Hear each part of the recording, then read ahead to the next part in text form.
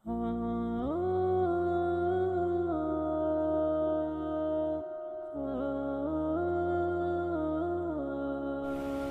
بڑے وسائل ہیں، اپنی بات پہنچانا بڑا آسان ہے، لیکن جب پلٹ کے وہ زمانہ دیکھتے ہیں نا جب یہ مشترکہ تھا، ہندوستان پاکستان حکومت انگریز کی تھی اور قادیانی کے خلاف تحریک چلانی تھی، تو کتنی جد و جہد کرنی پڑی اعلیٰ حضرت فاضل بریلوی، کتنی کوشش کرنی پڑی پیر جماعت علی شاہ صاحب کو، اور شہزادے ہیں حضور غوث پاک کے پیر میرے علی شاہ صاحب، غوث پاک کی اولاد ہیں اور بڑے پیر ہیں، آرام سے بیٹھے رہتے، سب کچھ ہو رہا تھا، کہتے میں تو سارا کچھ چھوڑ چھاڑ کے مدینہ شریف چلا گیا تھا کہ اب زندگی یہیں گزاروں گا، کیونکہ ان کا نا خاص عشق تھا حضور کے لیے۔ وہ تو اکثر کہتے تھے اج سکھ متراں دی ودھیری ہے، اے کیوں دلڑی اداس گھنیڑی ہے، کیوں نہیں میرا دل لگ رہا۔ پھر چلے جاتے تھے حضور کی بارگاہ میں، کہتے میں تو وہاں چلا گیا تھا، مجھے وہاں خواب آئی، غیبی اشارہ ہوا کہ تو یہاں پکا رہنے آ گیا ہے اور وہاں مرزا قادیانی لوگوں کے ایمان خراب کر رہا ہے۔ میرے غوث پاک کا شہزادہ مدینے سے چلا، جد و جہد کی، کتابیں لکھی، ڈیوٹی کی۔ بڑا مشکل ہوتا ہے پیروں کے لیے، ہاتھ چلانا کا قلم چلانا بڑا مشکل ہوتا ہے، وہ تھپکیاں ہی دیتے ہیں، چلے وہ بھی صحیح کر کے دے تو آج کے زمانے میں بڑی سعادت ہے۔ وہ بھی یہ تو جو کام کرنے والے لوگ ہوتے ہیں انہیں مولوی کہہ کے سائڈ پہ کر دیتے ہیں کہ اسے کیا پتا ہو تو مولوی ہے، یہ تو کنارے لگا دیتے ہیں۔ حضرت پیر صاحب نے کتابیں لکھی، شمس الہدایہ لکھی، سیف چشتیائی لکھی، مرزا کا رد کیا، جگہ جگہ جلسے کیے، نگر نگر گئے، اور جب اس نے کہا کہ جناب وہ سادہ لوگوں کو قابو کرنے کا یہ بھی طریقہ ہوتا ہے نا، کہنے لگا جناب میرے سامنے کوڑا لائیں، میں دم کروں گا، اگر ٹھیک ہو گیا تو میں سچا، آپ دم کریں، اگر وہ ٹھیک ہو گیا تو پھر آپ سچے کہ میں جھوٹا ہوں، بددیانت ہوں، دعوی نبوت کرتا تھا نا معاذ اللہ۔ تو پیر صاحب، پیر میرے علی شاہ صاحب، ہاں حضرت پیر میرے علی شاہ صاحب چلے، اب چونکہ پنجابی ہوں تو کچھ جملے زبان پہ آ جاتے ہیں۔ ایٹ سیٹ تے پکھڑا کوار گندل، اسی اور بھی بوٹیاں جاننے ہیں۔ وہ کہنے لگے مجھے کئی نسخے آتے ہیں، تیرا کیا خیال ہے کہ صرف قلم چلانی آتی ہے؟ میں نے دل کو کتابیں لکھی ہے اور رات کو بیٹھ کے مدینے والے پہ درود و سلام پڑھا ہے، مجھے فیض ہے حضور غوث پاک کا۔ فرمانے لگے تو کہتا ہے کہ کوڑے پہ ہاتھ رکھیں گے دم کریں گے تو ٹھیک ہو جائے گا، تو کوڑا چھوڑ، تو کوئی اندھا لے کے آ۔ اور فرمانے لگے مجھے امید ہے رب میری مدد کرے گا، تو کوڑوندوں کی بات کرتا ہے تو مردہ لے کے آ، اللہ حضور کی ختم نبوت کی صداقت کے لیے مردے بھی زندہ فرمائے گا۔ لے کے آنا میدان کے لیے۔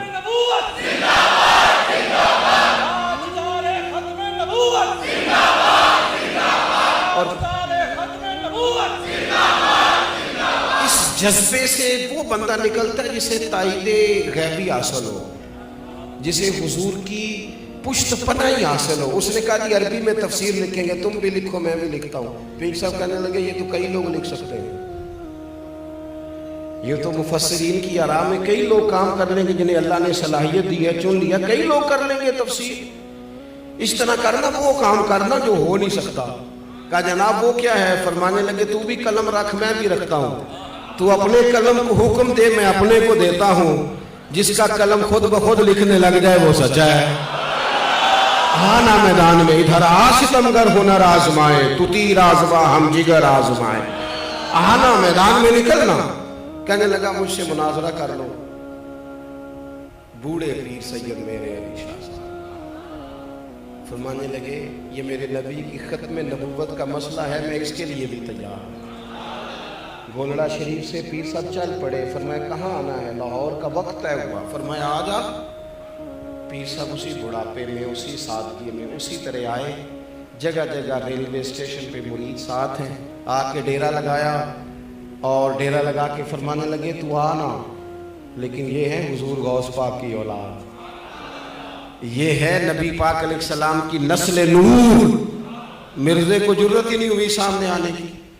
پھر کہنے لگا جناب میں مدینے جا رہا ہوں۔ مرزا کہنے لگا میں مدینے جا رہا ہوں۔ پیر صاحب کہنے لگے میرا بھی دعویٰ ہے تو جا ہی نہیں سکتا، نہیں جا سکا اس سے پہلے پہلے ہی مر گیا، تو جا ہی نہیں سکتا۔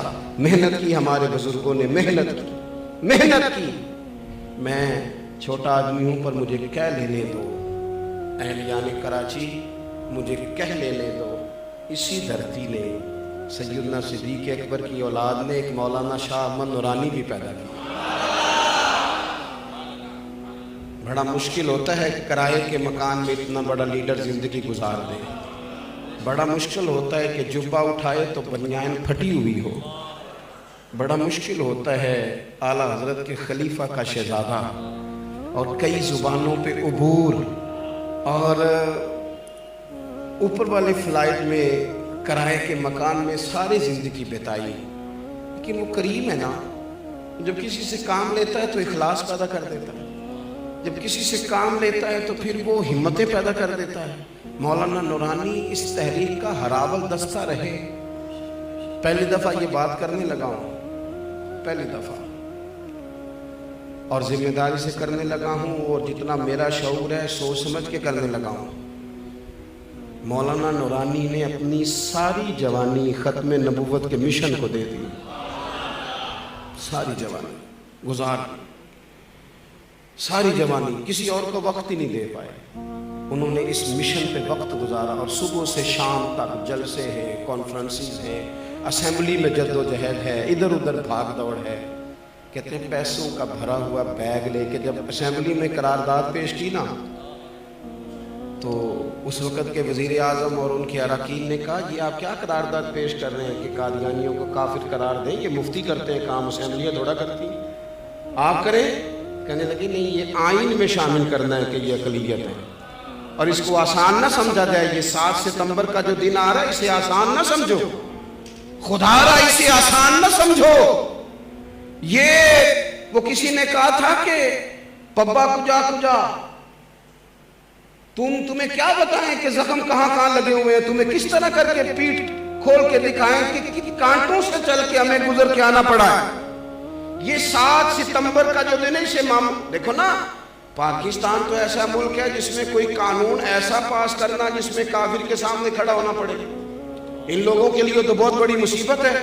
پوری دنیا کا پریشر اسمبلی پہ، اور یہ کام کرا لینا اور اس طرح کرا لینا، یہ تبھی ہوتا ہے جب پیچھے اللہ رسول کی تائید حاصل ہوتی ہے۔ اور پوری جان انہوں نے کہا کہ یہ تو مولویوں کا کام ہے۔ فرمایا نہیں، اقلیت، اور دنیا میں کہیں بھی انہیں اقلیت نہیں کہا گیا تھا۔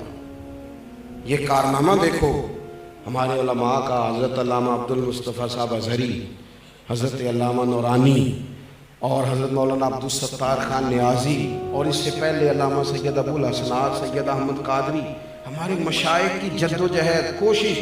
یہ جو ہمارے جلسے ہوتے ہیں نا، اجتماعات ہوتے ہیں، اب تو یہ نظر ہو گئے نا کانوں کی لذت کے، یہ ہمارے جلسے، جو کام آج میڈیا کرتا ہے یہ کام جلسے کرتے تھے۔